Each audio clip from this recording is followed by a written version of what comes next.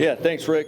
Good to see everybody. Happy Friday. Happy game week Monday, I guess you would say. So, good win versus Middle Tennessee. It wasn't the cleanest game we've played. We had issues in special teams that we don't normally have, but Yusuf was able to hit the big one when we needed it, which was crucial. Offensively, I thought we moved the ball effectively at times. Deuce did a tremendous job coming in, taking control of the offense, and I was really proud of the guys for rallying around him.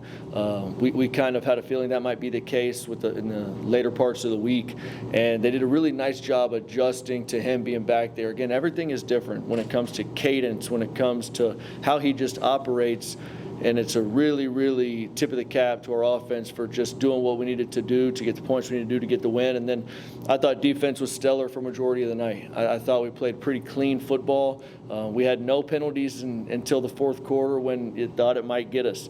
Some of those I think were hustle penalties. You know, when you're going after it on a third down, got to have stop, and you grab a guy's face mask, I can live with those. The unsportsmanlike, however you want to look at that one, it's not something that we need to do. Whether it was tic-tac or not is irrelevant. It was called. We got to be smarter than that when it comes time to do it. But the defense stepped up big, forced them out of field goal range, forced the missed kick, and the rest was history. It's always good to go on the road, get a win in conference, and especially for our program. We talk about history all the time. These guys are inventing more history for Missouri State football every single day, and being able to go get your first conference win on the road is really, really impactful for everything we have moving forward. Got to get a good look at New Mexico State, well-coached football team. They've got weapons, really, really good football program. They're playing good ball right now. They weren't able to get it done against Liberty, but we've got our hands full this week, and we got to get ready to go. Any update on Jacob Clark? Yeah, he looks better. He's moving around better. We're going to start to increase his reps this week to where we can actually see how functional he's really going to be. Again, kind of see how he does day to day and kind of see where we go from there. But he is progressing. He really is. He's moving better. He's able to transition into throws. So we'll see how he goes moving forward this week. So if you played tonight, it would be Deuce? Yeah, it's probably see how he looks when he comes out to warm up, see how he moves around in warm-ups if we were practicing, take some snaps with the team periods, and then see how he does from there. Is there a day you'd make that decision? I mean, do you wait until Monday, Tuesday before you make it, or? No, I think you'll see both quarterbacks in practices, and kind of like we talked about last week, going up to the game, we'll see how Jacob's doing, how we can finally get him to where we want him to be, and if he's ready to go, he'll go. If not, we feel good about Deuce. Is there a concern that it's been like 25 days since the injury? And I mean, no. We feel good. Speaking of the 25 days, I mean, it's just a long time between maybe one football game over a month here. And how do these guys kind of stay fresh, or how do you kind of keep them fresh going back in the game week now? Yeah, I think the energy has been great. Sometimes when you have this kind of, it's kind of an awkward schedule. It's not really weird because, I mean, it's what you have to do to get on national TV.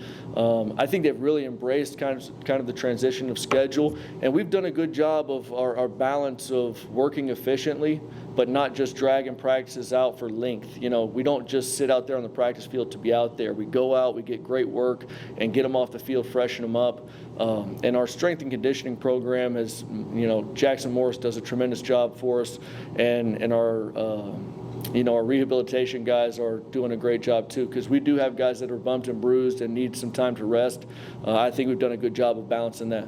I go back to the win, your post-game interview there. I mean, when you're talking about Deuce, you can see kind of just how proud that the Bowling Green native gets it down there. You talked about how you watched him for a long time. Can you kind of expand on that, just how long your relationship has been with him and how long you've sort of been watching him play ball? Yeah, Bowling Green's a tight-knit community. There's no place like home, and I always keep an ear to the ground on who's coming up within the Pop Warner systems in junior high and high schools from around the area.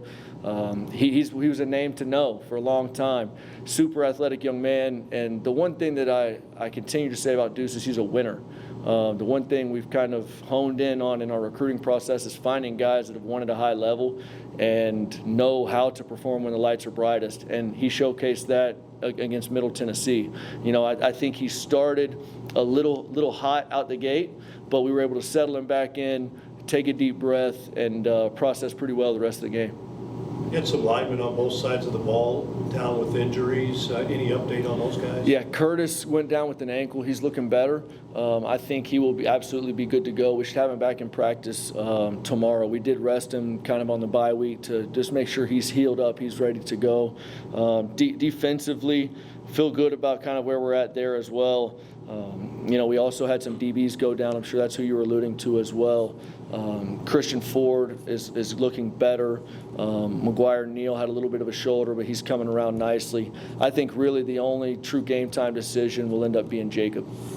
Coach, you mentioned the different schedule now and the exposure because of national television. This last game, this last win at Middle, with the game being on ESPN2, was the reaction different for you than it is a normal game week as far as reached out to you after the win, anything like that? Yeah, it's before the game even starts. Everybody in the country is checking their phones to see who's playing the weeknight games, and you have guys from all around the country. Your buddies on Alabama's staff, the Arizona Cardinals staffs, all the staffs, Louisville, all the guys that you know from Arkansas, the guys you know from around the country, reaching out and wishing you luck and saying they'll be tuned in. And I think that's really good for our players too. I'm a huge fan of weeknight games. If you want to put us on ESPN every single game of the season on Wednesday night, sign the Missouri State Bears up. Because again, it's great exposure for our brand, and we're here to be a vessel for success for our players. What better way to build your personal brand and add your value moving forward in life than having a big-time game on national television in front of the entire world to see? So, again, we're excited to continue that next Wednesday. Speaking of those Wednesdays, I'm sure you guys got a chance to watch this Wednesday's game. It feels like every CUSA game on that Wednesday, for lack of a better term, is just crazy out there. How much fun is it for you guys to be a part of that, and also just kind of to realize you're part of a bigger thing here where, like you said, all eyes on this, and the games live up to those expectations every time? Yeah, it's a ton of fun. And man in the arena, you want to be on the brightest stage. You want to be under the bright lights. You want to have the cool post-game interviews with ESPN for our players, for our staff. And being able to highlight those people within our organization, because, I've said it over and over. Everybody always talks about, I'm sure they're just pouring money into the new FBS program and this and that. No, we're where we're at right now because of our players and our staff. They care about what we're doing. They're talented men. They care about each other, and they're passionate about what they do. They're winners, and I think the ability to highlight that on a national stage, it doesn't get any better than that. Ryan, I know you're looking ahead to New Mexico State, number one, but are you taking a step back and kind of getting an overview maybe 4 weeks into for the whole season and what the conference, how things are unfolding among the teams from the top to the bottom? Are they following the trend you thought that you might see? Yeah, we had a kind of a feeling that it would be steady is not the right word, because you never know what it is. But when I say steady, it's about the athleticism of each team is pretty similar.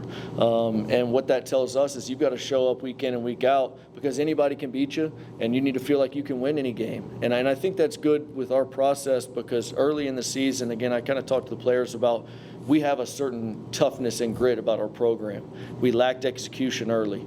And we've found out, and again, when you watch games on TV every week, that the team that executes at the highest click is going to win those ball games. So I think that's really been good for our players to see in detail on TV what it takes to really win the big conference games.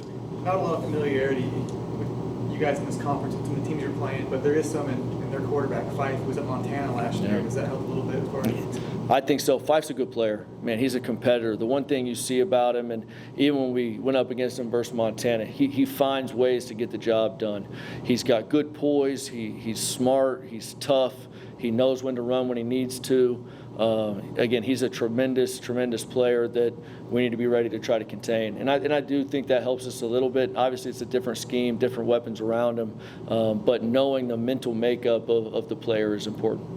Coach, you talked about the defense stepping up big time against MTSU, and they've been doing it all year long. Now that you're halfway through the schedule, what are your thoughts on that unit as a whole? Yeah, I love the way the defense is playing. We play with an edge. We play fast, physical, aggressive. Coach Scott, the defensive coordinator, has done a great job with the rest of the defensive staff putting them in positions to have success. And then once you're put in those positions, it's up to the players to go do it. And they've done it at a high level. Our defensive guys really rally around each other, and they have some swagger about them. They have some belief in how good we can possibly be. And I don't think you've seen the best that I think that we can be yet. And that's one thing that's really encouraging. Coach, I want to double back on that. As far as the defense goes, I feel like this is the unit that has consistently improved week to week to week. What's the biggest part of that? Is it getting the right chess pieces on the board? Well, what's led to the improvement week after week? Yeah, I think it's a mix. I think it was some guys that early in the season were forced into some leadership positions that hadn't really had to be that with the last few years' rosters. And, sometimes it takes some time to kind of settle into your role. And we've got some tremendous leadership that's really showed its face and been impactful for our defense, as well as, you've got to affect the quarterback each and every week, and I think we've done a good job of that with bringing in some different packages, getting some different athletes on the field at times to do the best we can to stop what we're getting. I think that's one thing that we've done probably the best of is, a basketball analogy. If you got a great guard and he's a true righty, make him go left.